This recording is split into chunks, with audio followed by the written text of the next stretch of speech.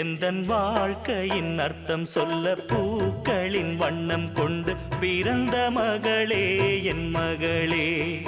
நான் வாழ்ந்தது கொஞ்சம் அந்த வாசத்தில் வந்துதித்து உயிரில் கலந்தா என் உயிரே. உன் பூவிழி குறுநகை அதில் 1000 கவிதையே. எந்தன் வாழ்க்கையின் அர்த்தம் சொல்ல பூக்களின் வண்ணம் கொண்டு பிறந்த மகளே என் மகளே.